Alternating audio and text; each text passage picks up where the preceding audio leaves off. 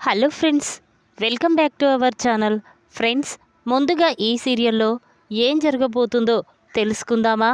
ఇక వీడియోలోకి వెళ్ళినట్లయితే అమూల్య రోజులాగానే కాలేజీకి వెళ్తుంది.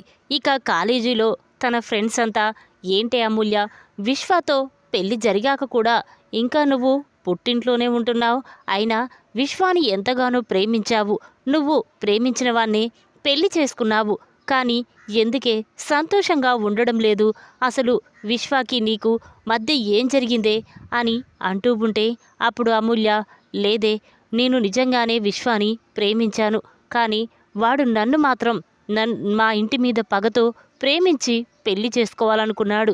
ఇక అది తెలిసి నేను వాణ్ణి పెళ్లి చేసుకోలేదు అని అమూల్య అంటుంది.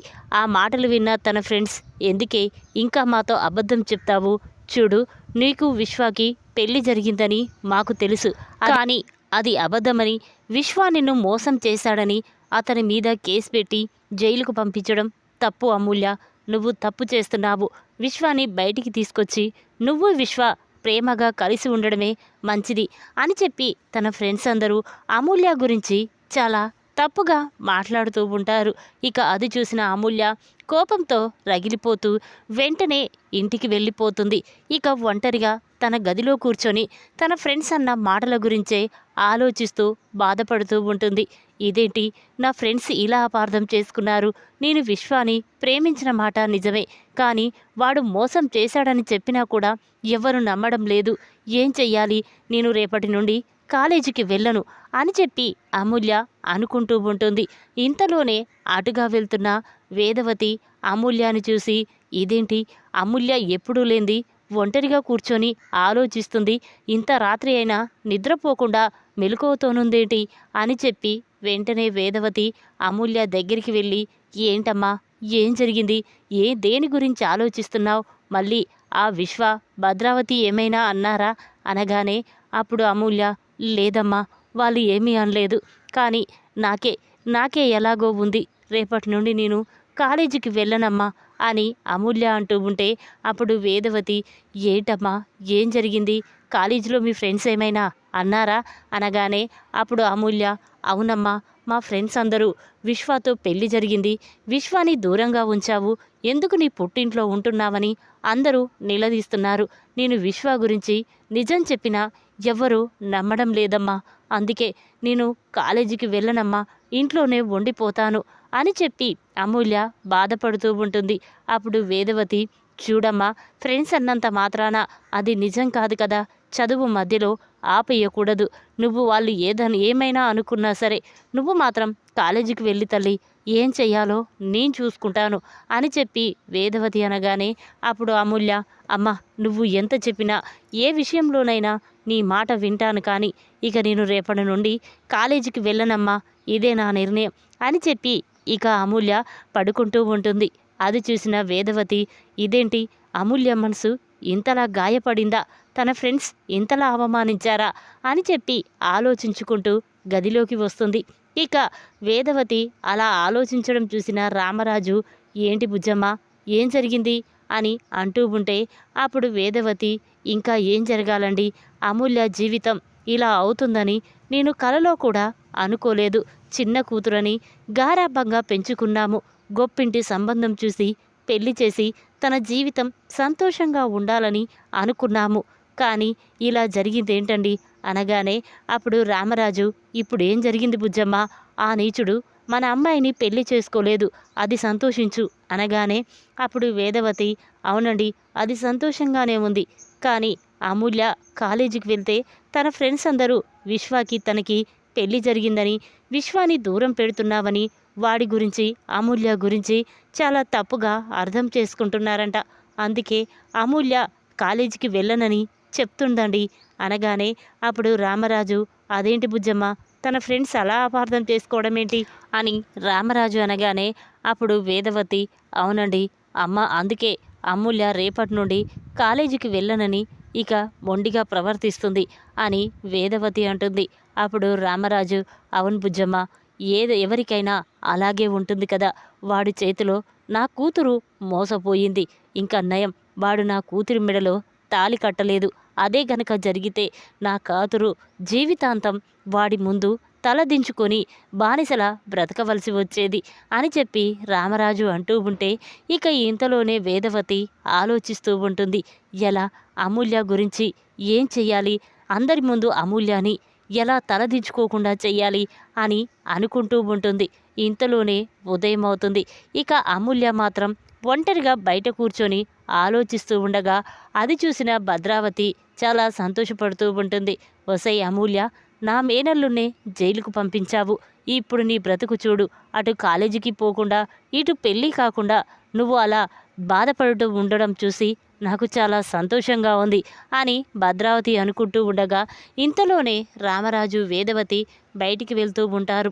అది చూసిన భద్రావతి రామరాజు ఎదురుగా వచ్చి, ఏరా రామరాజు, ఇప్పుడు నీ కూతురు పరిస్థితి ఎలా తయారైందో చూశావు కదా. అటు కాలేజీకి వెళ్లకుండా ఇటు మా ఇంట్లో ఉండకుండా ఒంటరిగా కూర్చొని బాధపడుతుంది. ఒక్కసారి నీ కూతురు వైపు చూడరా అని భద్రావతి అనగానే ఇక రామరాజు అమూల్య వైపు చూస్తాడు. అది చూసిన రామరాజు బాధపడుతూ ఉంటాడు. ఇక భద్రావతి, చూర్రా రామరాజు, నీ కూతురికి పెళ్లి జరిగిందని ఊళ్ళో వాళ్ళందరూ అనుకుంటున్నారు. కానీ అది నిజం పెళ్లి కాదని మాకు తెలుసు. కానీ ఇక జన్మలో నీ కూతురికి పెళ్లి కాకుండా నేను చేస్తాను. నీ కూతురు కూడా నా మేనల్లులాగే ఒంటరిగా ఉండిపోవాలి, దాని జీవితం నాశనమైపోవాలి అని చెప్పి ఇక భద్రావతి రామరాజు ముందు అమూల్య గురించి చాలా తప్పుగా మాట్లాడుతూ ఉంటుంది. ఇక ఆ మాటలు విన్న రామరాజు చాలా కోపంతో భద్రావతి చెంప పగలగొడతాడు. అది చూసిన భద్రావతి, ఏయ్ రామరాజు అనగానే అప్పుడు వేదవతి, ఏయ్ భద్రావతి, మర్యాదగా నోరు ముయ్యి. నువ్వనుకున్నట్టు నా కూతురికి పెళ్లి చేర్పిస్తాను. ఒంటరిగా నా కూతురు ఎప్పటికీ ఉండదు. తన జీవితం సంతోషంగా ఉండేలా నేను మా ఆయన కలిసి చేస్తాము. నీ మేనల్లున్నే ఒంటరిగా చేస్తాను. వాడికి పెళ్లి కాకుండా నేను చేస్తాను. మళ్ళీ అమ్మాయిల తెరువు వెళ్లకుండా చేస్తాను అని చెప్పి ఇక వేదవతి రామరాజు భద్రావతికి వార్నింగ్ ఇచ్చి చాలా కోపంగా అక్కడి నుంచి వెళ్ళిపోతారు. ఇక భద్రావతి మాత్రం, రామరాజు, వేదవతి, నా మేనల్లుని జైల్లో పెట్టించి మీరు సంతోషంగా ఉంటారా? నీ కూతురు పెళ్ళి జరిపిస్తారా? అది ఎలా జరిపిస్తారో నేను కూడా చూస్తాను అని చెప్పి ఇక అక్కడి నుంచి వెళ్ళిపోతుంది. ఇక రామరాజు సాయంత్రం ఇంటికి తిరిగి వచ్చి తన గదిలో కూర్చొని ఒంటరిగా భద్రావతి అన్న మాటల గురించే ఆలోచిస్తూ ఉంటాడు. అప్పుడు వేదవతి, ఏంటండి మా అక్క అన్న మాటల గురించి ఆలోచిస్తున్నారా? తను మన మీద ఉన్న పగతో ప్రతీకారంతో అలా మాట్లాడుతుంది. కానీ మన కూతురికి పెళ్లి కాకుండా ఎందుకుంటుందండి అని వేదవతి అనగానే అప్పుడు రామరాజు, అవును బుజ్జమ్మ, భద్రావతి చెప్పింది కూడా నిజమే కదా. విశ్వతో పెళ్లి జరిగిందని అందరూ అనుకుంటున్నారు. ఇప్పుడు వేరే అబ్బాయిని చూసి అమూల్యకి పెళ్లి జరిపించాలి అంటే ఆ అబ్బాయికి ఈ విషయం తెలిస్తే ఎలా ఫీల్ అవుతాడో, ఒప్పుకుంటాడో లేదో, తను అన్నట్టు నా కూతురు జీవితం నాశనమైపోతుందో ఏమో అని నేను భయపడుతున్నాను అని రామరాజు అనగానే అప్పుడు వేదవతి, ఏంటండి తను అన్న మాటలకు మీరు భయపడడం ఏంటండి? మీరు తలుచుకుంటే ఏదైనా చేస్తారు. అమూల్యకి మంచి గొప్పింటి సంబంధాన్ని తీసుకొస్తారు అనగానే అప్పుడు రామరాజు, లేదు బుచ్చమ్మ, అమూల్యాన్ని చేసుకోవడానికి ఎవరూ ముందుకు రారు. ఎందుకంటే ఆ విశ్వగాడు నా కూతుర్ని బలవంతంగా తీసుకువెళ్ళి రాత్రంతా తన గదిలో ఉంచుకున్నాడు. అలాంటి నా కూతురు గురించి అందరూ తప్పుగానే మాట్లాడతారు. కానీ తెలిసిన వాళ్ళు ఎవరు నా కూతుర్ని పెళ్లి చేసుకోవడానికి ముందుకు రారు. ఏం చెయ్యాలో కూడా నాకు అర్థం కావడం లేదు అని రామరాజు అనగానే ఇక వేదవతి రామరాజు అన్న మాటల గురించే ఆలోచిస్తూ ఉంటుంది. ఏంటి బావ ఇలా అంటున్నాడేంటి అనుకుంటూ ఉండగా ఇంతలోనే వేదవతికి ఒక ఆలోచన వస్తుంది. అవును, నా కూతురు జీవితం మంచిగా ఉండాలంటే నా తమ్ముడైన తిరుపతికిచ్చి పెళ్లి చేస్తేనే దాని జీవితం సంతోషంగా ఉంటుంది. వాడైతేనే నా కూతుర్ని అర్థం చేసుకుంటాడు అని చెప్పి ఇక వేదవతి, చూడండి, నేను అమూల్య విషయంలో ఒక నిర్ణయం తీసుకున్నాను. ఆ నిర్ణయానికి మీరు కట్టుబడి ఉంటారంటే అమూల్య జీవితం చాలా సంతోషంగా ఉంటుంది. నాకెందుకో ఇలా చేస్తేనే అమూల్య సంతోషంగా ఉంటుందని అనిపించిందండి అని వేదవతి అనగానే అప్పుడు రామరాజు, ఏంటి బుజ్జమ్మ చెప్పు, అమూల్య సంతోషంగా ఉంటుందంటే నా ప్రాణాలు ఇవ్వడానికైనా సిద్ధంగా ఉన్నాను. చెప్పు బుజ్జమ్మ, ఏంటది అనేసరికి అప్పుడు వేదవతి, చూడండి, అమూల్యాని పెళ్లి చేసుకోవడానికి ఎవరు ముందుకు రారని మీరు చెప్తున్నారు, కానీ అది అబద్ధం అనిపిస్తుంది. అందుకే అమూల్య గురించి, మన గురించి నిజం తెలుసుకున్న నా తమ్ముడు తిరుపతికి అమూల్యానిచ్చి పెళ్లి జరిపిస్తే నా కూతురు జీవితం చాలా సంతోషంగా ఉంటుందండి అని వేదవతి అంటుంది. ఆ మాటలు విన్న రామరాజు ఒక్కసారే షాక్ అయిపోయి చూస్తూ ఉంటాడు. ఏంటి బుజ్జమ్మ నువ్వు చెప్పేది? తిరుపతి అమూల్యాని పెళ్లి చేసుకుంటాడా? ఏదో తను మన ఇంట్లో ఉంటున్నాడని తిరుపతిని ఇబ్బంది పెట్టడం మంచిది కాదు బుజ్జమ్మ. మన మాట కాదనలేక వాడు అమూల్యాని పెళ్లి చేసుకోవడానికి ఒప్పుకుంటాడు, కానీ మనస్ఫూర్తిగా ఒప్పుకుంటాడో లేదో అని రామరాజు అనగానే అప్పుడు వేదవతి, చాలండి, నువ్వు ఒక్క మాట చెప్తే చాలు, ఇక నేను ఏది చెయ్యాలో నేను చూసుకుంటాను అని వేదవతి అనగానే అప్పుడు రామరాజు, సరే బుజ్జమ్మ, నా కూతురు జీవితం మంచిగా ఉంటుందంటే నేనెందుకు కాదంటాను, సరే అని చెప్పగానే ఇక వేదవతి కూడా చాలా సంతోషపడుతూ ఉంటుంది. ఇంతలోనే ఉదయం అవుతుంది. అందరూ కూడా టిఫిన్ చేస్తూ ఉంటారు. ఇక వేదవతి, చూడండి, నేను అమూల్య విషయంలో ఒక నిర్ణయం తీసుకున్నాను. ఆ నిర్ణయానికి మీరందరూ కట్టుబడి ఉంటారంటే నేను ఆ విషయం గురించి మీతో చెప్తాను, లేదంటే నా సొంత నిర్ణయమే తీసుకుంటాను అని వేదవతి అనగానే అప్పుడు అందరూ కూడా, అదేంటమ్మా అలా మాట్లాడతావు? ఎప్పుడు అయినా నాన్న నువ్వు తీసుకునే నిర్ణయం మీదే మేమందరం ఆధారపడి ఉంటాం. చెప్పమ్మా, ఏంటి ఆ నిర్ణయం అనగానే అప్పుడు వేదవతి తిరుపతి దగ్గరికి వెళ్ళి, ఒరేయ్ తిరుపతి, ఇప్పుడు నేను తీసుకునే నిర్ణయం నీ మాట మీద ఆధారపడి ఉంది. చూర్రా, నాకు ఒక సహాయం చేస్తావా? నీ బావకు కావలసిన సహాయమే చేస్తావా చెప్పరా అని చెప్పి వేదవతి తిరుపతిని అంటూ ఉంటుంది. అప్పుడు తిరుపతి, అక్క, ఏంటక్క, ఏం మాట్లాడుతున్నావు? నాకు సహాయం చేస్తావా అని అడగడం కాదక్క, నువ్వు నాకు సహాయం చెయ్యరా, నువ్వు చేయవలసిందే అనే హక్కు నీకు బావకి ఎప్పుడూ ఉంది. నేను ఎప్పుడు మిమ్మల్ని అమ్మా నాన్నల్లాగే అనుకున్నాను, కానీ అక్క బావల్లాగా ఎప్పుడూ అనుకోలేదు. నేను కూడా చందు, సాగర్, ధీరజ్ లాంటి వాన్నే. మీరు ఏ నిర్ణయం తీసుకున్నా నేను ఆ నిర్ణయానికి తల వంచుతానక్క. చెప్పు, ఏంటా నిర్ణయం అనగానే ఇక వేదవతి, ఒరేయ్, నీ బావ తలదించుకోకూడదు అంటే అమూల్య జీవితం నాశనం కాకూడదు అని నువ్వు అనుకుంటే, నా మాట మీద నీకు ఏమాత్రం గౌరవం ఉంటే వెంటనే నువ్వు అమూల్య మెడలో తాళి కట్టు, అమూల్యాని పెళ్లి చేసుకో అని వేదవతి అంటుంది. ఆ మాటలు విన్నా అందరూ కూడా షాక్ అయిపోయి చూస్తూ ఉంటారు. ఇక తిరుపతి, అక్క, ఏంటక్క, ఏం మాట్లాడుతున్నావు? నేను అమూల్యాని పెళ్లి చేసుకోవడమేంటక్క? నేను అమూల్యాన్ని చేసుకోవడానికి అర్హుణ్ణి కాదక్క అని తిరుపతి అనగానే అప్పుడు వేదవతి, ఏంట్రా, నువ్వు కూడా మా అందరిలాగానే అమూల్య గురించి తప్పుగా అర్థం చేసుకుంటున్నావా?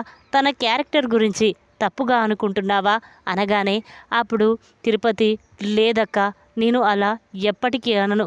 అమూల్యాని చిన్నప్పటి నుండి చూస్తున్నాను, కానీ నా చేతులతో ఎత్తుకొని పెంచిన అమూల్యాని ఎలా పెళ్లి చేసుకోవాలక్క అనగానే అప్పుడు వేదవతి, చూర్రా, అమూల్య జీవితం సంతోషంగా ఉండాలి అంటే ఆ భద్రావతి సేనాపతికి విశ్వాకి బుద్ధి చెప్పాలి అంటే నువ్వు అమూల్యాని ఖచ్చితంగా పెళ్లి చేసుకోవాల్సిందే.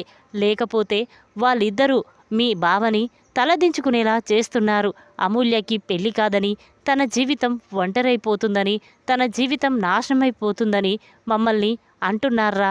అందుకే నా కూతురు అలా కాకూడదంటే నువ్వు నా కూతుర్ని పెళ్లి చేసుకోవాలి, చెప్పరా తిరుపతి అనేసరికి అప్పుడు తిరుపతి, అక్క, నువ్వు అడగడం కాదు, ఆర్డర్ వేయాలి. మీ ఆర్డర్కి నేను ఎప్పుడూ తల వంచుతాను. మీరు చెప్పినట్టే అమూల్యాని పెళ్లి చేసుకుంటాను, కానీ అమూల్యకి ఇష్టం ఉందో లేదో అక్క అనగానే అప్పుడు వేదవతి, చెప్పమ్మూల్య, నిజం చెప్పమ్మా, నీకు మావయ్యని చేసుకోవడం ఇష్టమేనా అనగానే అప్పుడు అమూల్య, అమ్మ, మావయ్య నన్ను అర్థం చేసుకొని నన్ను పెళ్లి చేసుకుంటానంటే నేనెందుకు కాదనంటమ్మా? ఆ మూర్ఖుడి కంటే మావయ్యే చాలా మంచివాడు, నేను మావయ్యని పెళ్లి చేసుకుంటాను అని చెప్పగానే ఇక అందరూ కూడా చాలా సంతోషపడుతూ ఉంటారు. అప్పుడు రామరాజు, ఒరేయ్ తిరుపతి, నా మీద గౌరవంతో నా కూతుర్ని పెళ్లి చేసుకుంటందుకు చాలా థ్యాంక్స్ రా. నీకు రుణపడి ఉంటాను అని రామరాజు అనగానే అప్పుడు తిరుపతి, ఏంటి బావా అలా మాట్లాడుతున్నావు? ఆంజనేయ స్వామికి రాముడు అంటే ఎంత ప్రేమో, నువ్వంటే నాకంత ప్రేమ బావా, నీ మాట నేను ఎప్పటికీ కాదను అని తిరుపతి చెప్తాడు. ఇక ఆ మాటలు విన్న అందరూ కూడా చాలా సంతోషపడతారు. ఇక వేదవతి, చూడండి ఇప్పుడు ఇక మనం ఆలస్యం చెయ్యకూడదు. రేపు గుడిలో తిరుపతికి అమూల్యకి పెళ్లి జరిపిద్దాం, భద్రావతికి మనం దిమ్మ తిరిగే షాకిద్దాం అని చెప్పగానే ఇక అందరూ కూడా సరే అంటారు. ఇంతలోనే ఉదయం అవుతుంది. ఇక అందరూ కూడా గుడికి వెళ్ళడానికి రెడీ అవుతూ ఉంటారు. నర్మద అమూల్య దగ్గరికి వెళ్ళి, ఏంటి అమూల్య, తిరుపతి బాబాయిని చేసుకోవడం నీకు ఇష్టమే కదా, నువ్వేం బాధపడడం లేదు కదా అనగానే అప్పుడు అమూల్య, లేదు వదిన, అమ్మా నాన్నలు తీసుకున్న నిర్ణయం మీదనే నేను ఉంటాను, ఆ నిర్ణయం నేను ఎప్పటికీ దాటను అని చెప్పి అమూల్య అనగానే ఇక అందరూ అనుకుంటూ వెంటనే గుడికి వెళ్తారు. ఇక గుడిలో పూజ జరిపించి తిరుపతికి అమూల్యకి పెళ్లి జరిపిస్తూ ఉంటారు. అది చూసిన భద్రావతి పియ్యే, ఇదేంటి రామరాజు తన కూతురికి గుడిలో పెళ్లి జరిపిస్తున్నాడు, ఈ విషయం మేడంకి తెలుసా అని చెప్పి తన ఫోన్ తీసి వెంటనే భద్రావతికి ఫోన్ చేస్తాడు. తన పిఏ నుండి ఫోన్ రావడంతో భద్రావతి ఫోన్ లిఫ్ట్ చేసి చెప్పు అనగానే అప్పుడు తన పిఏ, మేడం, ఆ రామరాజు వేదవతి ఇద్దరూ కలిసి గుడిలో అమూల్యకి పెళ్లి జరిపిస్తున్నారు మేడం అని చెప్పగానే ఈ భద్రావతి ఒక్కసారే షాక్ అయిపోయి చూస్తూ ఉంటుంది. వెంటనే గుడికి బయలుదేరుతూ ఉంటుంది. ఇంతలోనే రామరాజు తిరుపతికి అమూల్యకి పెళ్లి జరిపించుకుని ఇంటికి తీసుకొస్తూ ఉంటాడు. ఇక భద్రావతి ఎదురుపడడంతో అప్పుడు రామరాజు, ఏంటి భద్రావతి, నా కొడుకుని తిరుపతిని చూసి, నా కూతుర్ని తిరుపతిని చూసి చాకయ్యావా? చూడు, నువ్వు చెప్పావు కదా నా కూతురికి జన్మలో పెళ్లి జరగదని, నా కూతురు జీవితం ఒంటరైపోతుందని, తన జీవితాన్ని నాశనం చేస్తానని చెప్పావు. కానీ అలా ఎప్పటికీ జరగదు. నేను నా బామ్మర్ది తిరుపతికి నా కూతుర్నిచ్చి పెళ్లి జరిపించాను.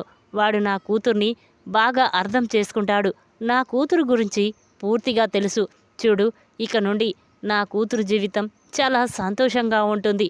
కానీ నీ మేనల్లుడి జీవితం మాత్రం నాశనం అయిపోయింది. ఇక ఎప్పటికీ తన మీద పెట్టిన కేసుని నేను వాపస్ తీసుకోను. వాడు చేసిన తప్పుకి జీవితాంతం జైలు శిక్ష అనుభవించాలి. ఇక ఎటువంటి ఆడపిల్ల తెరువు పోకుండా నేను చేశాను అని రామరాజు అనగానే ఆ మాటలు విన్న భద్రావతి కోపంతో రగిలిపోతూ ఉంటుంది. ఒరేయ్ రామరాజు, నువ్వు నా మేనల్లుడి జీవితాన్ని నాశనం చేస్తావా? నీ కూతురికి పెళ్లి జరిపించి నీ కూతురు జీవితం సంతోషంగా ఉండేలా చేస్తావా? అలా ఎప్పటికీ జరగనివ్వనరా అని భద్రావతి అనగానే అప్పుడు వేదవతి, చూడు, నువ్వు ఎన్ని ప్లాన్లు వేసినా, ఎన్ని పై ఎత్తులు వేసినా నా కుటుంబాన్ని, నా పిల్లలని నువ్వు ఏమీ చెయ్యలేవు అని చెప్పి ఇక వేదవతి భద్రావతికి వార్నింగ్ ఇస్తుంది. ఇక చాలా రామరాజు కుటుంబం మొత్తం చాలా సంతోషంగా సరదాగా గడుపుతూ ఉంటారు. అది చూసిన భద్రావతి రగిలిపోతూ ఉంటుంది. ఈ విధంగా అమూల్యాని అందరి ముందు అవమానించిన భద్రావతి చెంప పగలగొట్టి తిరుపతికి అమూల్యకి పెళ్లి జరిపించి సేనాపతికి భద్రావతికి దిమ్మ తిరిగే షాకిచ్చిన రామరాజు. ఈ వీడియో కనుక మీకు నచ్చినట్టయితే లైక్ చేయండి. మరిన్ని వీడియోల కోసం మా ఛానల్ని తప్పకుండా సబ్స్క్రైబ్ చేసుకోండి. Thanks for watching.